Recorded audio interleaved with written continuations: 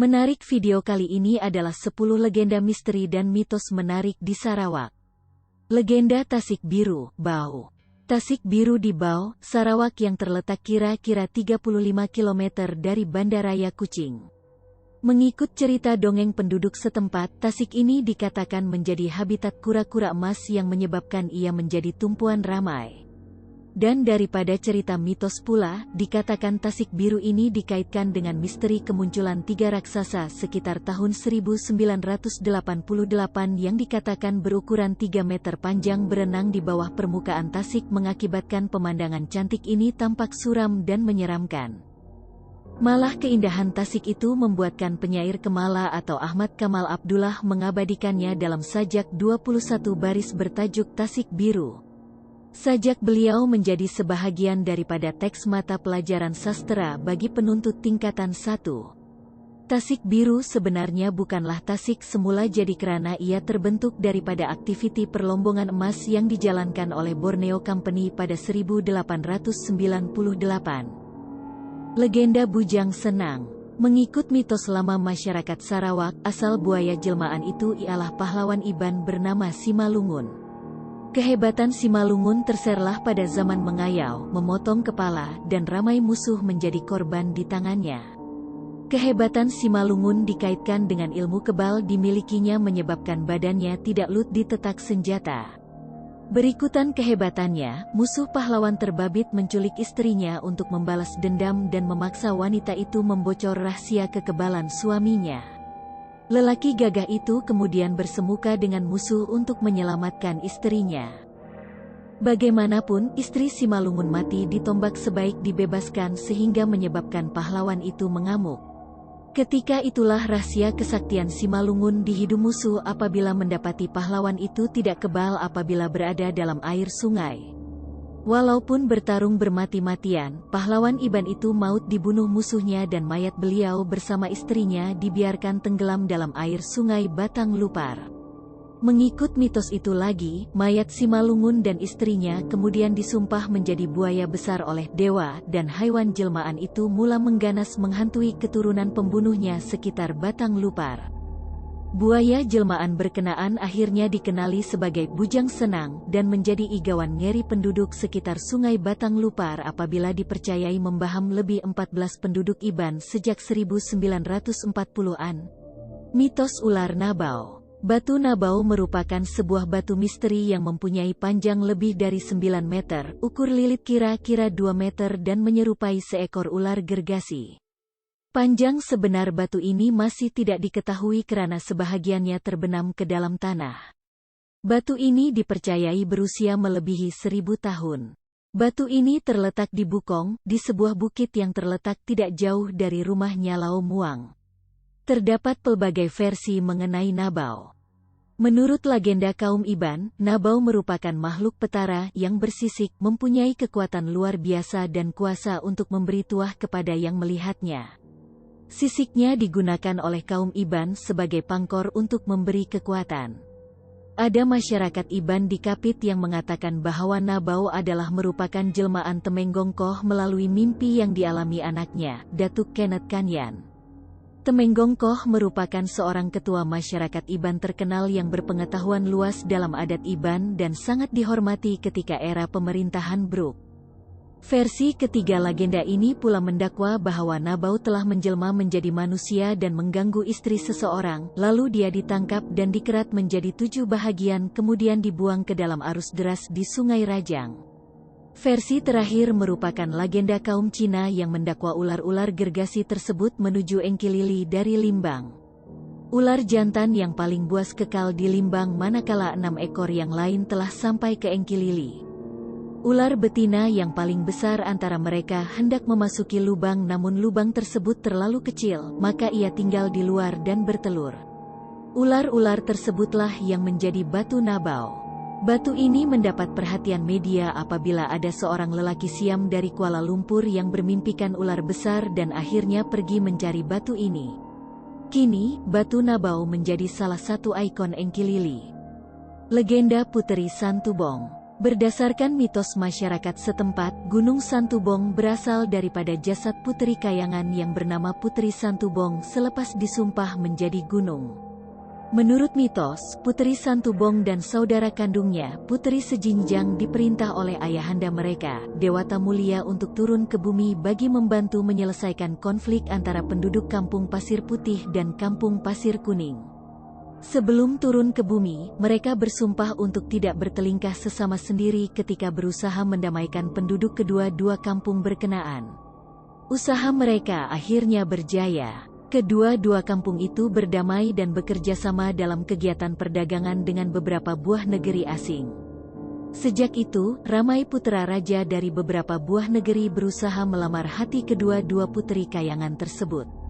Namun, semua lamaran tersebut ditolak. Bagaimanapun, kedua-dua puteri Kayangan berkenaan jatuh cinta terhadap seorang putra raja dan akhirnya bergaduh sesama sendiri. Akibat pertelingkahan yang melanggar sumpah itu, Puteri Santubong serta Puteri Sejinjang telah disumpah oleh ayahanda mereka dan bertukar menjadi gunung.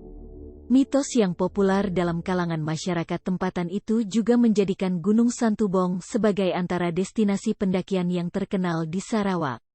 Mitos Dayang Kumunah. Sebenarnya ada sebuah cerita legenda di kalangan masyarakat Riau di Sumatera sejak beratus-ratus tahun dahulu. Cerita legenda tersebut mengisahkan seorang nelayan yang bernama Awang Gading yang menemukan seorang bayi perempuan di atas batu di tepi sungai saat ia pulang memancing. Konon, bayi itu adalah keturunan raja ikan di sungai tersebut.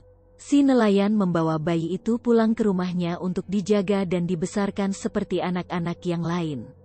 Bayi itu diberinya nama Dayang Kumunah. Pada suatu hari, seorang pemuda tampan dan kaya yang bernama Awang Usop telah jatuh hati kepada Dayang Kumunah dan berniat untuk menyuntingnya sebagai permaisuri hidupnya.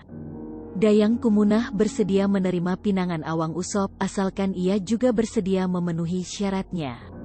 Syarat Dayang Kumunah yang harus dipenuhi oleh Awang Usop adalah untuk tidak meminta Dayang Kumunah ketawa walau sekalipun. Pada suatu petang, Dayang Kumunah berkumpul bersama keluarganya di serambi rumah mereka. Saat itu, si bungsu mulai dapat berjalan dengan terlatih-tatih. Semua anggota keluarga tertawa bahagia melihatnya, kecuali Dayang Kumunah. Karena keinginan yang amat sangat Awang Usop meminta istrinya untuk ikut tertawa namun Dayang Kumunah menolaknya tetapi suaminya terus mendesak. Akhirnya ia pun menuruti keinginan suaminya. Di saat dia tertawa itulah tiba-tiba tampak insang ikan di mulutnya. Menyadari hal itu, Dayang Kumunah segera berlari ke arah sungai. Sesampainya di tepi sungai, perlahan-lahan tubuh Dayang Kumunah menjelma menjadi ikan dan melompat ke dalam air. Legenda Dayang Isah Tandang Sari.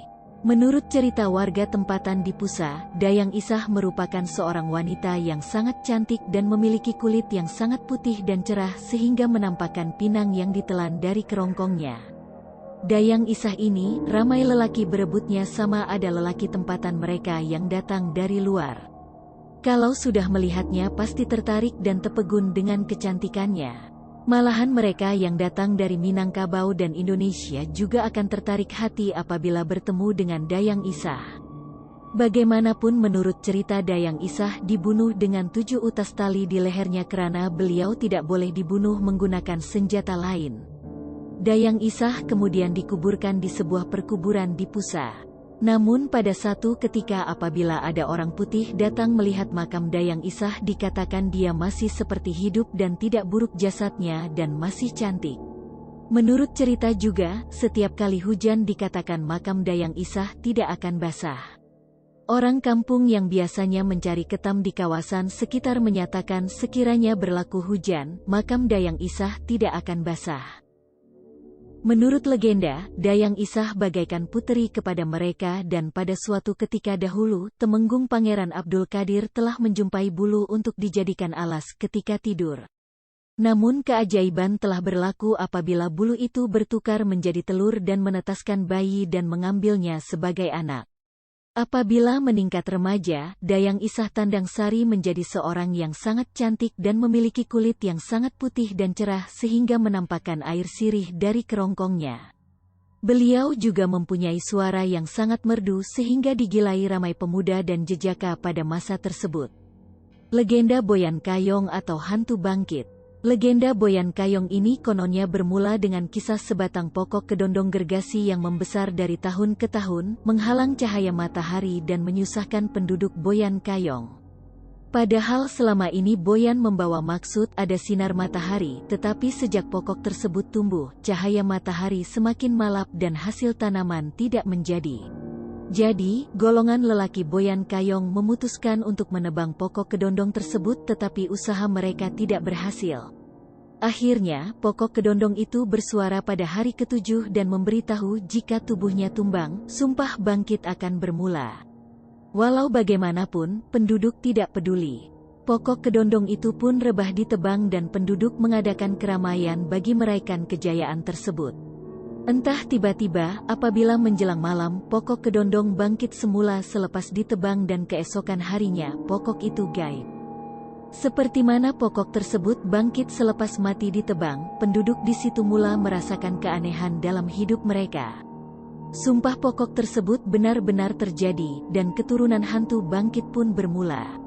Walaupun sumpah itu dikatakan mengejar selama 7 keturunan, ternyata mitos sumpahan itu masih berterusan sehingga ke hari ini. Mitos Batu Gong, Katibas, Disong. Batu ini kelihatan seperti gong yang kemeik. Batu ini pada asalnya dikenali dengan nama batu bedawak atau tawak. Tawak bermaksud gong. Memandangkan masyarakat lebih sinonim dengan perkataan gong, namanya kini lebih dikenali sebagai batu gong.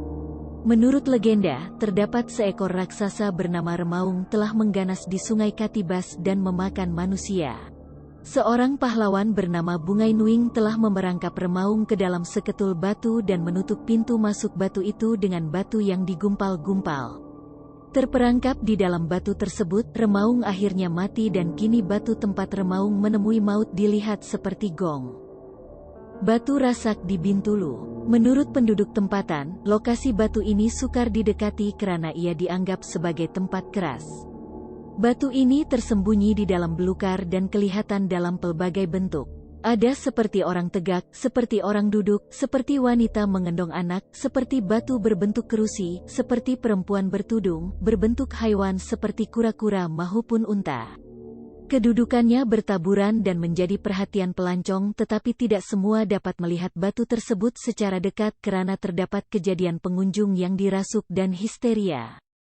Menurut penceritaan orang tua-tua, kisah berlaku kira-kira 200 tahun yang lalu di mana kawasan ini telah disumpah karena perbuatan mereka ketika majelis keramaian, mentertawa rasa daging tupai tidak seenak daging kura-kura.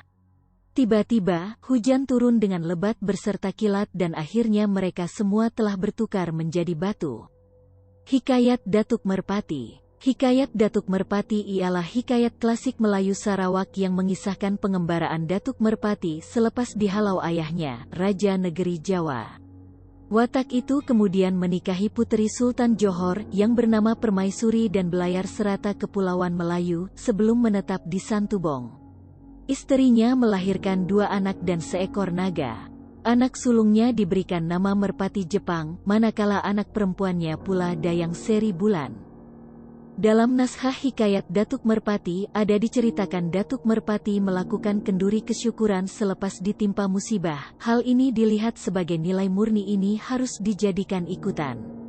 Mungkin ada penceritaan dalam hikayat Datuk Merpati yang kurang logik untuk akal kita seperti Datuk Merpati diceritakan sebagai anak dewa dari kayangan dan melahirkan anak seekor naga. Malah penyelidikan mengenai hikayat Datuk Merpati membawa kepada rumusan kepercayaan bahwa orang Melayu Sarawak itu berasal daripada keturunan Datuk Merpati yang berasal dari tanah Jawa. Hal itu diperkukuhkan lagi dengan kewujudan sekolah di Sarawak yang dinamakan berdasarkan watak dalam hikayat Datuk Merpati seperti Sekolah Kebangsaan Merpati Jepang di Kuching dan Sekolah Menengah Datuk Permaisuri di Miri. Terima kasih kerana menonton 10 legenda misteri dan mitos menarik di Sarawak. Sehingga bertemu lagi. Uha.